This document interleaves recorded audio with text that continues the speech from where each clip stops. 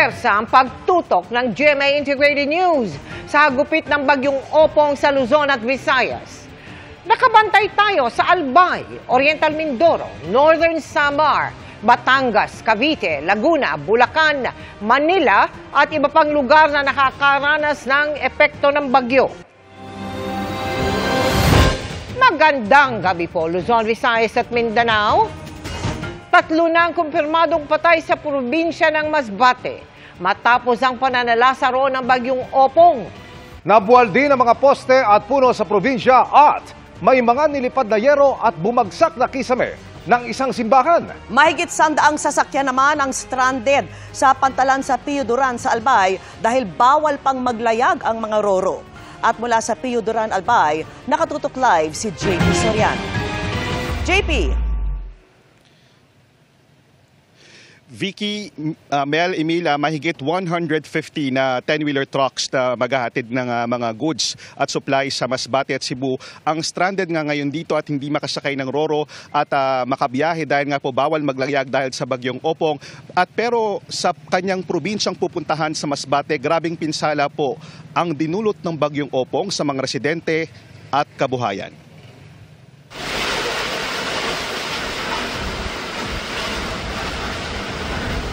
Madilim pa ang paligid pero ginising ng malakas na ulan at hangin ang mga residente ng Masbate City.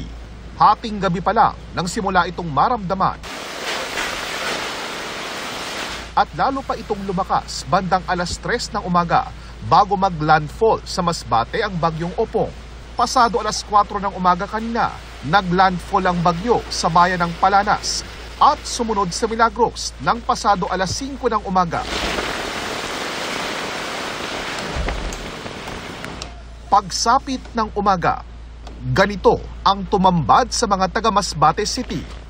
Ang mga puno at poste ng kuryente nagbagsakan na. Meron ding mga yero na nilipad mula sa iba't ibang establishmento. May mga nasirang bahay, nawala ng kuryente ang lungsod, pero normal ang linya ng komunikasyon. Maging ang simbahang ito sa Batuan, napuruhan ng bagyo. Dahil sa matinding ulan at hangin, bumagsak ang kisame ng Parish of Immaculate Conception at tinamaan ang mga evacuee. Inaalam pa kung ilan ang nasugatan sa insidente. Malakas na hangin at hampas ng alon din ang sumalubong sa mga residente ng Dimasalang. Nasa 100 pamilya ang inilikas sa lugar. Pinakamarami ay mula sa Barangay Suba.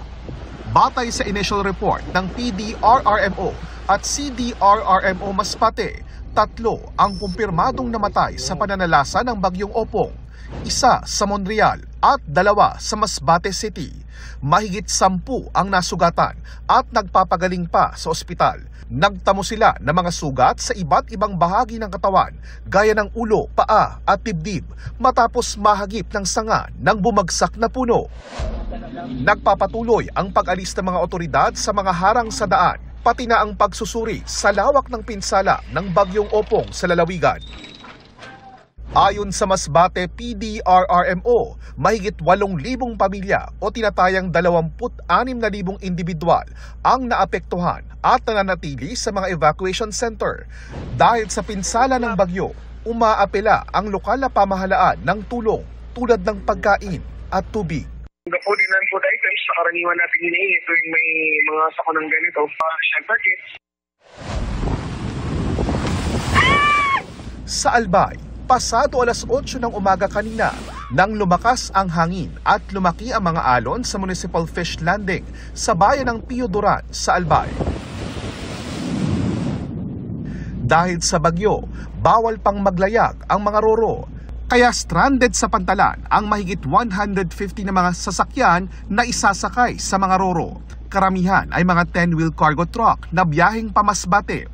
Ilan sa mga stranded na driver nag-ambagan para sa isang pirasong tulingan na ginawa nilang paksiw para sa pananghalian. Pero titipirin pa raw nila ito dahil posibleng hindi pa sila makabiyahe. Umagahan hanggang hapunan.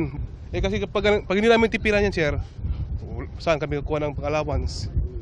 5 araw na kami dito. Si Lino, problemado dahil kulang na ang perang ipapadala sa kanyang pamilya. Kami na mga trucker, pag hindi kami bumiyahe, wala. Gutom yung pamilya namin. Sa Daraga, may mga nagpuputol ng sanga ng puno para hindi mahulog. Sa Ligao, may mga nag-aayos ng mga natumbang poste. Sa paglayo ng bagyong Ompong, pinauwi na ng lokal na pamahalaan ang mga pinalikas na residente.